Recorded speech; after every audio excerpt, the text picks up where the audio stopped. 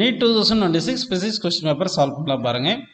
A 100-ton closely wound circular coil of radius 5 cm has a magnetic field 3.14 into 10 power minus 3 Tesla at its center. The current flowing through the coil and the magnitude of the magnetic moment of this coil respectively கேட்டிருக்காங்க. நமக்கு வந்து magnetic field at the center of a coil formula என்ன பார்த்தீங்கன்னா mu naught Ni by 2R அப்படின்னு எடுத்துக்கலாம். ஓகேங்களா? அடுத்து வந்து மேக்னெட்டிக் மூமெண்ட்டுக்கு என்ன ஃபார்முலா பார்த்தீங்கன்னா number of turns into current into area, இந்த ஃபார்முலா எடுத்துக்கலாம். இதிலிருந்து ஐ கேட்டிருக்காங்க. அப்போ ஐக்கு என்ன வரும் சொல்லுங்க, P into 2R divided by mu naught N அப்படின்னு போடணும். ஓகேங்களா? இப்போ பி என்ன கொடுத்துருக்காங்க, 3.14 இன்ட்டு 10 பவர் மைனஸ் 3ன்னு கொடுத்துருக்காங்க. இன்ட்டு 2ன்னு போட்டு ரேடியஸ் எவ்வளோ 5 சென்டிமீட்டர், அது 5 இன்ட்டு 10 பவர் மைனஸ் 2ன்னு போட்டுக்குங்கப்பா. டிவைட் பை மியூ நாட்டுக்கு என்ன போடலாம், 4 பை, சரிங்களா, 4 பை இன்ட்டு 10 பவர் மைனஸ் 7 போட்டுக்கலாம். அடுத்து நம்பர் ஆஃப் டர்ன்ஸ் எவ்வளோ கொடுத்துருக்காங்க, 100. ஓகேங்களா? இப்போ இது சிம்பிளை பண்ணிங்கன்னா உங்களுக்கு கரண்ட் என்ன வரும் அப்படின்னு பார்த்தீங்கன்னா வந்து 2.5 ஆம்பியர் அப்படின்னு கிடைக்கும். இது சிம்பிளை பண்ணிங்கன்னா அடுத்து வந்து மேக்னெட்டிக் மூமெண்ட் கேட்டிருக்காங்க. மேக்னெட்டிக் மூமெண்ட் என்ன பார்த்தீங்கன்னா நம்பர் ஆஃப் டர்ன்ஸ் வந்து 100ன்னு தெரியும். இங்கே கரண்ட் 2.5ன்னு சால்வ் பண்ணி வச்சுருக்கீங்க. ஏரியா வந்து pi r square, pi into r square. R எவ்வளோ கொடுத்தாங்க, 5 சென்டிமீட்டர், அப்படின்னா 5/100ன்னு போட்டுக்கிட்டு ஹோல் ஸ்கொயர் போட்டுக்கோங்கப்பா. இதை சிம்பிளை பண்ணிங்கன்னா யூனிட் 2 யூனிட்ஸில் ஒரு 2 ஆம்பியர் மீட்டர் ஸ்கொயர் வரும். அப்படின்னா வந்து உங்களுக்கு கரண்ட் வந்து 2.5 வருது, மேக்னெட்டிக் மூமெண்ட் வந்து என்ன வருது பார்த்தீங்கன்னா 2ன்னு கிடைக்குது. ஸோ வந்து ஃபர்ஸ்ட் ஆப்ஷன் கரெக்ட் ஆன்சர் அப்படின்னு எடுத்துக்கலாம்ப்பா. அடுத்த கொஸ்டின் பாருங்கள், மேட்ச் லிஸ்ட்டுன்னு சொல்லியிருக்காங்க. காலம் 1 காலம் 2 லிஸ்ட் பண்ணோம். எனர்ஜி ஈக்குவல் டு ஹெச்னி, அதாவது energy of the photon. So first ஒன்றுக்கு 4 வரணும், சரிங்களா? செகண்ட் பாருங்கள், டைஃப்ராக்ஷன் அண்ட் இன்டர்ஃபரன்ஸ் வந்து வேவ் நேச்சர் ஆஃப் லைட்டை எக்ஸ்பிளைன் பண்ணுது. அப்போ பிக்கு வந்து 3. அடுத்து லேம்டா ஈக்குவல் h/p என்றது என்னது, டி ப்ராக்லி வேவ் லென்த். அப்போது நமக்கு என்ன வரணும்னு சொல்லுங்கள், சிக்கு வந்து என்ன வரணும்னு சொல்லுங்கள், டி ப்ராக்லி வேவ் லென்த் வரணும். அப்படின்னா சி வந்து 1 வரணும், சரிங்களா? அப்படின்னா ஏ வந்து 4, பி வந்து 3, சி வந்து 1 வரணும். அடுத்து காம்ப்டன் எஃபெக்ட்ன்றது என்னது, பார்ட்டிகல் நேச்சர் ஆஃப் லைட். அப்போ டிக்கு வந்து என்ன வருது, செகண்ட் பார்ட்டிகல் நேச்சர் வருது. அப்படின்னா வந்து ஃபர்ஸ்ட் ஆப்ஷன் கரெக்ட் எடுத்துக்கலாம்ப்பா. செகண்ட் கொஸ்டினுக்கு ஃபர்ஸ்ட் ஆப்ஷன் கரெக்ட். அடுத்த கொஸ்டின் போலாம் பாருங்க. இப்போ வந்து இந்த பாசிட்டிவ் டெர்மினல் கிவன் டு நெகட்டிவ்னா இது வந்து என்னது, ரிவர்ஸ் பயாஸ். இதில் கரண்ட் பாஸ் ஆகாது. அடுத்து இங்கேயும் கரண்ட் பாஸ் ஆகாது. அப்போ ஃபார்வர்ட் பயாஸில் மட்டும் தான் கரண்ட் பாஸ் ஆகும். Positive connected to P type and positive connect to P type, இதில் மட்டும் தான் கரண்ட் பாஸ் ஆகும். ஃபார்வர்ட் பயாஸில் ஷார்ட் சர்க்யூட்டாக ஆக்ட் ஆகும் இந்த டயோட். ஓகேவா? அப்போ இந்த 4 ஓம் 2 ஓம் மட்டும்தான் இந்த சர்க்யூட்டில் ஒர்க் ஆகும். அப்போ 4 ஓம் 2 ஓம் என்னது, பேரலில் இருக்கிறதுனால எஃபெக்டிவ் ரெசிஸ்டன்ஸ் வந்து 4 × 2 டிவைடட் பை 4 + 2ன்னு போடணும். அப்போ என்ன வருது, நியூமரேட்டரில் 8 வருது, டினாமினேட்டரில் 6 வரதுனால சால்வ் பண்ணால் 4/3. அப்போ ரெசிஸ்டன்ஸ் வந்து 4/3. நம்ம கரண்ட் கேட்டிருக்காங்க. கரண்ட்டுக்கு என்ன ஃபார்முலா, V/Rன்னு போட்டுக்கலாம். அப்போ V எவ்வளோ கொடுத்தாங்க, 10. R எவ்வளோ வந்திருக்கு, 4/3 வந்திருக்கு. கரெக்டுங்களா? இந்த 3 மேலே போயிடும். அப்போது 10 × 3 டிவைட் பை 4பா. அப்போ 10ம் 4ம் கேன்சல் பண்ணிங்கன்னா இங்கே 5 இங்கே 2 வரும். 5 × 3 15, 15/2. கரெக்டுங்களா? அப்போ 15/2 எது, செகண்ட் ஆப்ஷன் கரெக்டான ஆன்சர் அப்படின்னு எடுத்துக்கலாம். அடுத்த கொஸ்டின் பாருங்க. The speed of light in vacuum is taken as unity if light takes 6 minutes 40 seconds to reach the earth from the sun. The distance between the sun and the earth in new unit கேட்டிருக்காங்க. அப்போ distance is equal to speed into time போட்டுக்கலாம். Speed வந்து 1ன்னு சொல்லிட்டாங்க. Time வந்து 6 minutes, 6 × 60 + 40 second போட்டுக்கணும். கரெக்டுங்களா? அப்போ 6 × 60 360 + 40 எவ்வளோ வருது, 400 கிடைக்குது. ஸோ தேர்ட் ஆப்ஷன் கரெக்டுன்னு எடுத்துக்கலாம். அடுத்த கொஸ்டின் பாருங்க. The following graph shows variation of velocity versus time for a ball thrown vertically upward and falling back அப்படின்னு சொல்லியிருக்காங்க. which of the following correctன்னு சொல்லியிருக்காங்க. ஒரு பாடி அப்போர்டு ப்ரொஜெக்ட் பண்ணும்போது நமக்கு ஆக்சலரேஷன் டு கிராவிட்டி g வந்து டவுன்வர்ட் டைரக்ஷனில் இருக்கும், அது கான்ஸ்டண்ட்டாக இருக்கும். அப்போ slope of velocity time graph வந்து கான்ஸ்டண்ட்டாக இருக்கணும். அப்போ slope of velocity time graph கான்ஸ்டன்ட்ன்றது பார்த்தீங்கன்னா ஃபர்ஸ்ட் ஆப்ஷன் வராது, செகண்ட் ஆப்ஷன் வராது, அடுத்து ஃபிஃப்த் ஆப்ஷன் வராது, CD மட்டும்தான் வருது. இப்போ வந்து அப்போட நம்ம பாசிட்டிவ் எடுத்துகிட்டு டவுனோட நெகட்டிவ் எடுத்தோம்னா அப்போ ஸ்லோப் வந்து நெகட்டிவ் வரணும். ஏன்னா G வந்து டவுனோட நெகட்டிவ் இருக்குது. அப்போ அப்போடு போகும்போது பாடிக்கு வந்து வெலாசிட்டி பாசிட்டிவாக இருக்கும், டவுனோட நெகட்டிவ் வரும். அப்படின்னா வந்து எது கரெக்ட் எடுத்துக்கலாம், C கரெக்ட் எடுத்துக்கலாம். அப்போ C ஒன்லின்றது கரெக்டு. ஓகேங்களா? ஆனால் அதே டைமில் டவுனோட நீங்கள் பாசிட்டிவ் எடுத்துக்கிட்டிங்கன்னா அப்போ ஸ்லோப் பாசிட்டிவ் ஆயிரும், அப்போ அப்போட் நெகட்டிவ் வந்துடும். அப்போ மேலே போகும்போது நெகட்டிவ் வெலாசிட்டி, கீழே வரும்போது பாசிட்டிவ் வெலாசிட்டின்னு வரும். கரெக்டுங்களா? அப்படி பார்த்தீங்கன்னா டியும் கரெக்டாக தான் இருக்கும். ஓகேங்களா? ஸோ அதனால் வந்து டி ஒன்லி கரெக்டும் சொல்கிறதுக்கு வாய்ப்பு இருக்குது. அதனால் ஃபஸ்ட்டு போட்டாலும் தேர்டு போட்டாலும் ரெண்டுத்தில் எதுனாலும் ஆன்சர் கொடுத்துருவாங்க. அடுத்த கொஸ்டின் பாருங்க. In vernier calliper 20 vernier scale division coincides with 16 main scale division. The least count of the vernier calliper கேட்குறாங்க. லீஸ்ட் கவுண்ட்டுக்கு என்ன ஃபார்முலா? 1 MSD மைனஸ் 1 VSD அப்படின்னு எடுத்துக்கணும். ஓகேங்களா? நமக்கு 20 VSD இஸ் ஈக்குவல் என்ன கொடுத்துருக்காங்க? 16 MSDன்னு கொடுத்துருக்காங்க. அப்போ ஒரு MSD என்ன வரும்னு சொல்லுங்க. அதாவது ஒரு VSD எடுத்துக்கலாம். ஒரு VSD என்ன வரும் பாருங்க. ஒரு VSD is equal to 16 MSD divided by 20ன்னு வரும். அப்போ வந்து 1 MSD மைனஸ் 1 VSD பிளேஸில் 16/20 MSDன்னு போட்டுருங்க. இப்போ எல்சிஎம் எடுத்தீங்கன்னா 4/20 MSDன்னு வரும். 4/20 MSDன்னு வரும். அப்போ 4/20 வந்து எவ்வளோ? 1/5 MSD. 1/5 எவ்வளோ? 0.2 MSD. ஒரு MSD எவ்வளோ? 1 மில்லிமீட்டர் கொடுத்துருக்காங்க. அப்போ 1 மில்லிமீட்டர். அப்போ 0.2 இன்ட்டு 1 மில்லிமீட்டர் எப்படி எழுதலாம் நம்ம? 0.1 சென்டிமீட்டர் எழுதலாம். அப்போது 0.02 சென்டிமீட்டர். ஸோ தேர்ட் ஆப்ஷன் கரெக்டுப்பா. சாரி. அடுத்த கொஸ்டின் போயிடலாம் பாருங்க. 7th question.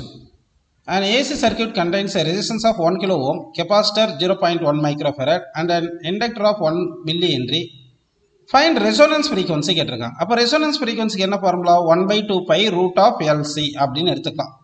அப்போ 1/2 pi root of LC. L எவ்வளோ? 10 power minus 3. கெபாசிட்டன்ஸ் எவ்வளோ? 0.1 into 10 power minus 6. அப்போ 0.1 வந்து 10 power minus 1. இது மொத்தமாக சேர்ந்து 10 power minus 10 வரதுனால ரூட் எடுத்தால் 10 power minus 5 மேலே போச்சுன்னா 10 power 5 டிவைட் பை 2 pi. அப்போது 100 கிலோ அப்படி போட்டுங்க. 10 power 5 10 power 2 into 10 power 3 போட்டால் கிலோ ஹெர்ட்ஸில் வந்து by 2 pi. 100/2 pi. 100/2 pi nearly எவ்வளோ வரும்னு சொல்லுங்கள். 15.9 அப்படின்னு வரும். அப்படின்னு எடுத்துக்கலாமா? ஸோ வந்து தேர்ட் ஆப்ஷன் கரெக்டுன்னு எடுத்துக்கலாம். அடுத்த கொஸ்டின் பாருங்க.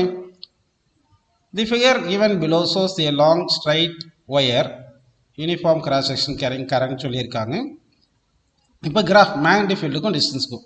இன்சைட் தி ஒயர் வந்து மேக்னெட்டிக் ஃபீல்டு வந்து directly proportional to R. Outside the wire வந்து magnetic field inversely proportional to R square அப்படின்னு. Sorry, inversely proportional to R அப்படின்னா இன்சைடு வந்து ஸ்ட்ரைட் லைன் வரணும், directly proportional to R. Outside வந்து inversely proportional to R. So first option கரெக்டான answer அப்படின்னு எடுத்துக்கலாம்ப்பா. ஓகேங்களா? அடுத்த கொஸ்டின் போயிடலாம் பாருங்க. A uniform metallic wire having resistance 4 ohm bent in the form of a square loop. A resistance of 2 ohm is connected between B and D. A battery 2 volt is connected across point A and C shown in figure. Now the value of current கேட்குறேன். அப்போ இது ஒரு 1 ohm, இது ஒரு 1 ohm, இது ஒரு 1 ohm, இது ஒரு 1 ohm. அப்போ இது P, இது Q, இது R, S. P/Q equal to R/S வருதுங்களா? இது கேலோமீட்டர். இதில் கரண்ட் பாஸ் ஆகாது. அப்போ இந்த 1 கூட்டினா 2, இந்த 1 கூட்டினா 2 வருது. இந்த 2 பேரலில் கூட்டினா என்ன வருது? 1 வருது. அப்போ மொத்த ரெசிஸ்டன்ஸ் வந்து 1 வருதுப்பா. அப்போ கரண்ட் ஈக்குவல் டு V/R. அப்போ V எவ்வளோ? 2ன்னு கொடுத்தாங்க. R 1 வருது. அப்போ 2/1 எவ்வளோ? 2. அப்படின்னா 9th கொஸ்டினுக்கு வந்து 2 ஆம்பியர். First option correct. அடுத்த கொஸ்டின் பாருங்க. An unknown nucleus has a nuclear density 2.29 into 10 power 17 and mass 19.926 into 10 power minus 27. Mass number கேட்குறாங்க. இப்போ வந்து density equal to mass by volume தெரியும். So mass is equal to density into volume தெரியும். சாரிப்பா. அப்போ mass equal density into வால்யூம்னா volume வந்து 4/3 pi r cube. R வந்து என்னது? R0 into a power 1/3 whole cube போட்டுக்கணும். அப்படி போட்டோம்னா மாஸ் வந்து 19.926 into 10 power minus 27 கொடுத்துருக்காங்க. ஈக்குவல் டு டென்சிட்டி வந்து 2.29 into 10 power 17 கொடுத்துருக்காங்க. இன்ட்டு 4/3 pi போட்டுட்டு R0 cube. R0 எவ்வளோ? 1.2 into 10 power minus 15 whole cube போட்டு இன்ட்டு ஏ. இது மொத்தத்தையும் லெஃப்ட் சைடு கொண்டு வந்துட்டிங்கன்னா உங்களுக்கு ஏ கிடைக்கும். இது சிம்பிளை பண்ணிங்கன்னா ஏ வந்து என்ன கிடைக்குன்னா 12 கிடைக்கும்ப்பா. ஸோ ஃபர்ஸ்ட் ஆப்ஷன் கரெக்டுன்னு எடுத்துக்கலாம். ஓகேங்களா? அடுத்த கொஸ்டின் பாருங்கள். A rectangular wire loop of side 8 cm 3 cm with a small cut is moving out of the region in a magnetic field 0.3 Tesla directed normal to the plane of the loop. The EMF developed across the coil, across the cut, if the velocity of the loop is 2 cm per second in a direction normal to the shorter side ன்னு சொல்கிறாங்க. அப்படின்னா இப்போ வந்து இந்த normal to the short side இப்படி தான் velocity இருக்குது. அப்படின்னு எவ்வளோ டிஸ்டன்ஸ் போகணும்? 8 சென்டிமீட்டர் டிஸ்டன்ஸ் போகணும். இங்கே தான் மேக்னெட்டிக் ஃபீல்டு இருக்குது.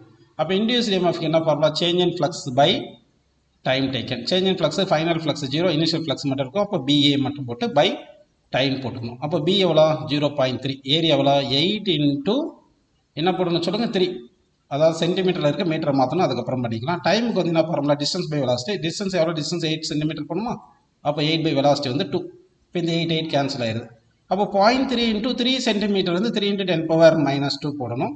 இந்த டைம் வெலாசிட்டி மேலே போயிடும். அதுக்கு வந்து ஒரு 2 × 10⁻²ன்னு வந்துடுது. ஸோ இப்போ இப்படி சால்வ் பண்ணிங்கன்னா 1.8 × 10⁻⁻4 கிடைக்குது. ஸோ 11th கொஸ்டினுக்கு ஃபர்ஸ்ட் ஆப்ஷன் கரெக்டுப்பா. அடுத்த கொஸ்டின் பேர்லாம் பாருங்க. A galvanometer of resistance 100 ohm gives full scale deflection for a current 1 milliampere. It is converted into ammeter of range 10 ampere. The shunt required கேட்குறாங்க. அப்போ shunt equal to galvanometer resistance divided by current divided by galvanometer current -1. அப்போ G வந்து 100 போட்டுங்க, I வந்து எவ்வளோ 10 போட்டுங்க, IG வந்து 10⁻−3, இது -1, இது வந்து 10⁻4 வந்துடும். 10⁻4 - 1 ஆல்மோஸ்ட் 10⁻4 போட்டிங்கன்னா 100/10⁻4. இது சால்வ் பண்ணால் 1/100. 1/100 எவ்வளோ? 0.01. அப்போ 12th கொஸ்டினுக்கு வந்து 0.01 கரெக்ட் ஆன்சர். அடுத்த கொஸ்டின் போயிடலாம் பாருங்க. A Young's double slit experiment using monochromatic light of wavelength lambda. The intensity of light at a point on the screen where the path difference lambda is k. The intensity of light at a point where the path difference lambda by 3 கேட்குறாங்க. Intensity directly proportional to cos square pi/2 phase difference. First கேஸில் by வந்து 2π வந்துடும், ஏன்னா lambda பாத் difference இருக்குது. Second கேஸில் வந்து by வந்து எவ்வளோ வருதுன்னு பார்த்தீங்கன்னா λ/3 சொல்லியிருக்காங்க. அது 120 டிகிரி, அதாவது π/3 அப்படின்னு எடுத்துக்கலாம். சாரி, 2π/3. ஓகேங்களா? அப்போது I1 வந்து கேன்னு சொல்லிட்டாங்க. I2 தான் நமக்கு வேணும், அது I டேஷ்னு வச்சுட்டிங்கன்னா cos square phi cos 2π/2 என்ன வரும்னு சொல்லுங்கள். ஃபஸ்ட்டு வந்து cos π -1² 1ங்கிறது. கீழே வந்து cos 2π/3, அதாவது cos 120/2. 120/2 எவ்வளோ? cos 60. cos 60 1/2 ஹோல் ஸ்கொயர்னு போட்டுக்கலாம். ஓகேங்களா? ஓகே, அப்படி வந்துடுது. அப்போ என்ன வரும்? k/I dash is equal to 4ன்னு வந்துடுது. அப்போ I dash equal என்ன வருது? k/4. அப்போது k/4ன்றது ஆப்ஷன், ஃபர்ஸ்ட் ஆப்ஷன் கரெக்டுப்பா. அடுத்த கொஸ்டின் போயிடலாம் பாருங்க. 15th question. The magnitude and direction of acceleration produced by a body of mass 5 kg when two mutually perpendicular forces 8 Newton and 6 Newton act அப்படின்னு சொல்லியிருக்காங்க. அப்போது இது வந்து 8 நியூட்டன் எடுத்துகிட்டு இது 6 நியூட்டன் எடுத்துக்கிட்டிங்கன்னா ரிசல்டன்ட் ஃபோர்ஸ் இந்த டைரக்ஷன் இருக்கும், இந்த டைரக்ஷனில் தான் ஆக்சலரேஷன் இருக்கும். அப்போ ரிசல்டன்ட் ஃபோர்ஸ் எவ்வளோ பார்த்தீங்கன்னா √8² + 6² எடுக்கணும். அது சால்வ் பண்ணிங்கன்னா 10ன்னு வருது. ஃபோர்ஸுக்கு mass into acceleration. So acceleration equal to force by mass வந்து 5 கொடுத்ததுனால 2 வருது. இப்போ வித் 8 நியூட்டன் டீட்டா ஆங்கிள் போட்டிங்கன்னா அப்போ tan θ equal to opposite by adjacent side 6/8 solve பண்ணால் 3/4. அப்போ θ வந்து tan inverse of 3/4 with 8 newton force அப்படின்னு எடுத்துக்கலாம். அப்போ வந்து தேர்ட் ஆப்ஷன் கரெக்டுப்பா. அடுத்த கொஸ்டின் பாருங்கள். இந்த 5 கெப்பாசிட்டர் ஆஃப் கெப்பாசிட்டன்ஸ் கொடுத்துருங்க 10 C1 C2 C3 4. இது வந்து 2.5. இது எல்லாமே சீரீஸில் இருக்கிறதுனால அப்போது 10/4. ஒன்றாவது கெப்பாசிட்டர் 10, நம்பர் ஆஃப் கெப்பாசிட்டர் 4னால 2.5. அப்போ மேலே இருக்கிற கெப்பாசிட்டரும் கீழே இருக்கிற கெப்பாசிட்டரும் 2.5 சேமாக இருக்குது. அப்போ ரெண்டுத்தில் சார்ஜ் சேமாக தான் இருக்கும். Q = CVன்னு தெரியும். அப்போ C வந்து எவ்வளோ? 2.5 தெரிஞ்சிச்சு. V50. அப்போ 50 × 2.5 125. அப்படின்னா எல்லா கெப்பாசிட்டிலும் 125 இருக்கும்.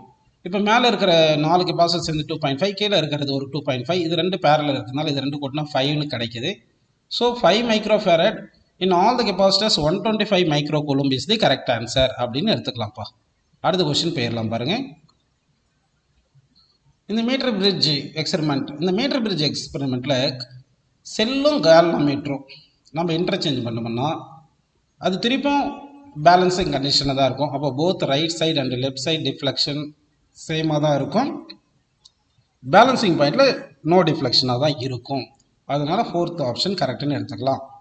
அடுத்த கொஸ்டின் பாருங்கள். The power of a crane which lifts a mass of 1000 kg to a height of 20 meter in 10 seconds சொல்லியிருக்காங்க. Power equal to work by time. Work வந்து mgh பை டைம் போட்டுக்கலாம். m வந்து 1000 கொடுத்துருக்காங்க, g 9.8, h வந்து 20, time வந்து 10. அப்போ 0 cancel பண்ணிட்டு 19.6 1000க்கு ஒரு கிலோவாட். ஸோ 19.6 கிலோவாட் அப்படின்னு ஆன்சர் கிடைக்குது. அடுத்த கொஸ்டின் பாருங்கப்பா. யங்ஸ் மாடுலஸ் அது என்னது? FL by A delta L, அதான் ஸ்ட்ரெஸ் பை ஸ்ட்ரைன். அப்போ யங்ஸ் மாடுலஸுக்கு வந்து என்ன வரணும்? செகண்ட் வரணும். அப்போ இது கம்ப்ரெசிபிலிட்டிக்கு வந்து அதாவது பல்க் மாடுலஸ்க்கு வந்து இது வரணும், pressure by fractional change in volume. அப்போது தேர்டுக்கு வந்து 4 வரணும். கம்ப்ரெசிபிலிட்டி வந்து ரெசிப்ரோக்கலாக பல்க் மாடுலஸ், அப்போ இங்கே வரும். பாய்சன்ஸ் ரேஷியோக்கு வந்து lateral strain by longitudinal strain அப்படின்னா 4th ஆப்ஷன் கரெக்ட். அடுத்த கொஸ்டின் பாருங்கள்.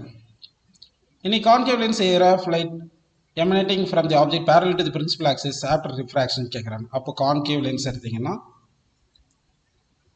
லைட் பேரலாக வந்துச்சுன்னா எமனேட்டிங் லைட் வந்து இப்படி எக்ஸ்டெண்ட் பண்ணி பார்த்தீங்கன்னா ஃபர்ஸ்ட் பிரின்சிபல் ஃபோக்கஸ்லேருந்து டைவர்ஜ் ஆகிற மாதிரி இருக்கும். அதாவது வந்து இது ஃபர்ஸ்ட் பிரின்சிபல், சரிங்களா? அப்போ வந்து எமர்ஜஸ் பேரலல் என்ன வரும்னு சொல்லி பாசஸ் சொல்றது செகண்ட் பிரின்சிபல் ஃபோக்கஸ் சொல்லியிருக்காங்க. appears to diverge from the first principal focus. So second option correct னு எடுத்துக்கலாம். ஓகேங்களா? சரி, ஒருவேளை இந்த பக்கம் இருக்கிறது ஃபர்ஸ்ட் பிரின்சிபல், இது செகண்ட் சொல்லிட்டாங்கன்னா அப்போ passes through second principal focus அப்படின்னு சொல்லலாம். ஆனால் கான்கேவ் லென்ஸ் தானே சொல்லியிருக்காங்க. கான்கேவ் லென்ஸ்னா appears to diverge தான் வரணும். அப்போ diverge from the first principal தான் கரெக்டு. அடுத்த கொஸ்டின் எடுத்துக்கலாம். A thin wire of length L and a linear mass density is bent into the circular ring with the center C as shown in figure. The moment of inertia கேட்குறாங்க. அப்போ இது ஒரு ring இருந்துச்சுன்னா சென்டருக்கு வந்து moment of inertia mr², along the diameter வந்து mr²/2. இப்போ நமக்கு டேஞ்சன் கேட்குறாங்க, பேரலாக்ஸ் தான் போட்டிங்கன்னா mr²/2 ப்ளஸ் mr² போடணும். இது ஆன்சர். அப்போ இந்த ஆன்சர் என்ன வரும்னு சொல்லுங்க? 3mr²/2 வருது. 3mr²/2 வருது. இப்போ L = 2πr, ஒரு வயரை தான் நமக்கு சர்க்குலராக பெண்ட் பண்ணியிருக்காங்க. அப்போ R = L/2πன்னு வந்துடும். அப்போது 3mr பிளேஸில் L/2π ஹோல் ஸ்கொயர் போட்டுட்டு /2 போட்டிங்கன்னா அந்த 2² 4 வருதுன்னா 4 × 2 8. அப்போ 3/8 ml²/π. இதுதான் இப்போ ஆன்சர். அப்படின்னா எந்த ஆப்ஷன் வருது? 3ml², 3ml²/8π² வரணும். 3ml²/8π² வரணும். அப்போ வந்து உங்களுக்கு அதாவது இங்கே சொல்லியிருக்கேன் thin wire of length L and linear mass density எம்னு சொல்லியிருக்காங்க. லீனியர் மாஸ் டென்சிட்டி வேறு எம்னு இருக்குது. அப்போ மாஸ் நமக்கு தேவையானது வந்து லீனியர் மாஸ் டென்சிட்டி தானே அவங்க என்ன சொல்லியிருக்காங்க? எம் அப்படின்னு சொல்லியிருக்காங்க. அப்படின்னு நமக்கு தேவையான மாஸ் வந்து என்ன பார்த்தீங்கன்னா அந்த m×L வரும். அப்போ m×L போடணும். அப்போ L³ வரும்ப்பா. சாரி, அப்படின்னா வந்து ஃபர்ஸ்ட் ஆப்ஷன் கரெக்ட். ஏன்னா வந்து அவங்க கொடுத்த எம்ன்றது லீனியர் மாஸ் டென்சிட்டி, அது m/L. அப்போ m = m×L. அப்போ நமக்கு தேவையான மாஸ் பிளேஸில் m×L போடணும். அதனால தான் L³ வருது அப்படின்னு நம்ம ஆன்சரில் எடுத்துக்கலாம். ஓகேங்களா?